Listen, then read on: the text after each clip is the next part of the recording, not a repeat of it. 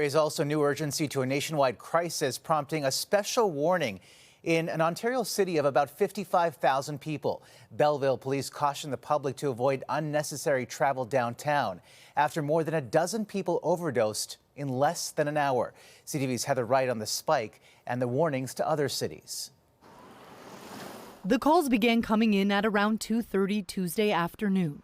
People overdosing after consuming drugs in downtown Belleville. But I saw 5 go down like boom, boom, boom, boom. Steve says he was just arriving to the Bridge Street United Church, which offers drop-in services for the city's homeless, when he saw people collapsing on the ground.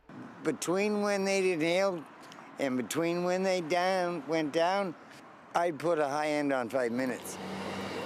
2 hours later, police sent out an alert that they were responding to 13 overdoses, asking people to avoid the downtown core. By the next morning, the number was up to 17, none of them fatal. The city's mayor says they need more help, asking the province and Ottawa for additional funding. We can't afford to fix it ourselves. The best case is housing first and wraparound services. It's not going to cure everybody, but that's kind of the gold standard to get there.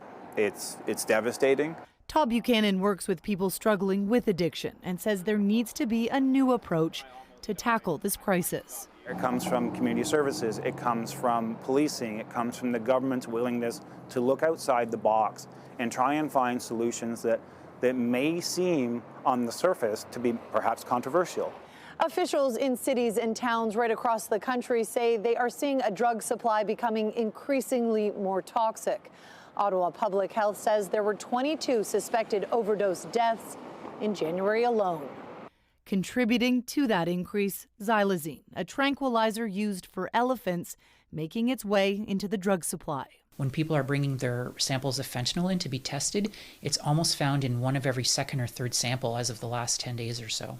And while naloxone is effective in reversing overdoses, it doesn't work when drugs are laced with tranquilizers. As for people like Steve, he feels little is being done. Not enough, not even touching it.